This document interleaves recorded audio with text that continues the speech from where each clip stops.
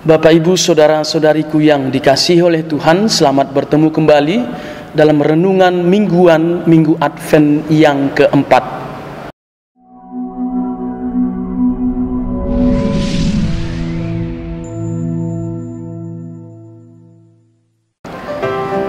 Saudara-saudariku yang dikasihi oleh Tuhan, hari ini kita memasuki Minggu Advent yang keempat.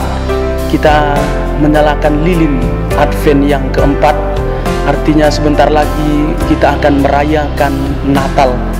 Perayaan Natal sudah semakin dekat. Minggu Advent yang keempat itu juga kita kenal dengan Minggu Damai. Pertanyaan yang muncul di dalam benak kita, apa arti damai yang sesungguhnya? Saudara-saudariku yang terkasih, damai itu bukan pertama-tama ketika kita makan tidur, santai-santai minum jus seperti di pantai. Damai itu juga bukan berarti ketika hidup kita itu tidak tanpa masalah. Maka saudara-saudariku yang terkasih, mari kita merenungkan dan melihat bacaan Injil yang diperdengarkan kepada kita pada hari Minggu Advent yang keempat ini. Apa arti damai yang sesungguhnya? Mari kita belajar dari sosok Bunda Maria ketika Maria mendengarkan kabar gembira dari malaikat Gabriel. Mungkin kita mengatakan sekarang kabar gembira, tetapi bagi Bunda Maria sebenarnya kabar ini adalah kabar yang mengejutkan, kabar malapetaka mungkin.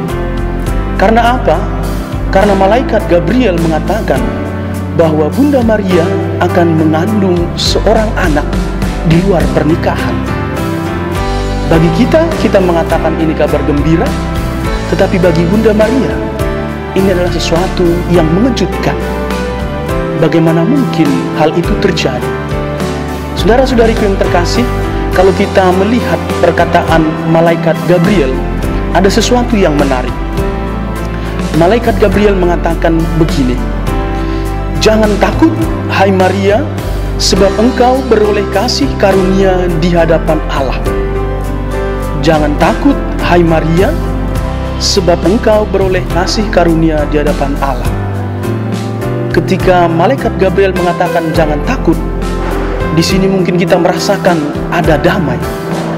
Tetapi setelah perkataan itu, malaikat Gabriel melanjutkan demikian, "Sesungguhnya engkau akan mengandung dan melahirkan seorang anak laki-laki, dan hendaklah engkau menamai dia Yesus." Jadi saudara-saudariku yang terkasih, di sini ada dua pernyataan yang mengagetkan. Di satu sisi dikatakan jangan takut karena engkau beroleh kasih karunia di hadapan Allah. Tapi setelah itu Maria dikatakan mengandung dan akan melahirkan seorang anak laki-laki. Dan tidak mengherankan memang bahwa Maria sangat terkejut. Saudara-saudariku yang terkasih, namun dari Bunda Maria kita belajar bahwa damai yang sesungguhnya itu adalah ketika kita mampu taat pada kehendak Tuhan di dalam hidup kita. Damai yang sesungguhnya itu adalah saudara-saudariku yang terkasih ketika kita tahu apa yang dikehendaki Tuhan atas hidup kita. Kalau kita sungguh-sungguh tahu apa yang Tuhan kehendaki atas hidup kita, maka kita akan memperjuangkannya. Entah itu nanti di dalam begitu banyak penderitaan, tapi ketika kita tahu yang kita perjuangkan itu adalah sesuatu yang benar, sesuatu yang dikehendaki Tuhan, maka disitulah damai yang sesungguhnya. Maka saudara-saudariku yang terkasih, ketika melihat kehidupan kita sehari-hari, mungkin ada begitu banyak keterkejutan di dalam hidup kita. Ada begitu banyak fakta kehidupan yang mungkin tidak sesuai dengan apa yang kita harapkan. Mungkin kita sudah berusaha, kita sudah berdoa, tetapi ternyata hasilnya tidaklah memuaskan, tidak sesuai yang kita pikirkan. Ada begitu banyak faktor yang menyebabkan. Tapi saudara-saudariku yang terkasih, melalui Bunda Maria kita belajar bahwa hendaklah kita tetap setia dan berharap pada janji Tuhan, bahwa Tuhan senantiasa menyertai kita semua, bahwa Tuhan itu tetap setia pada janjinya. Atau mungkin saudara-saudariku yang terkasih, ketika kita memperjuangkan kebenaran di dalam hidup sehari-hari, konsekuensinya mungkin tidak gampang. Mungkin kita akan dimusuhi banyak orang, mungkin kita akan mengalami penderitaan.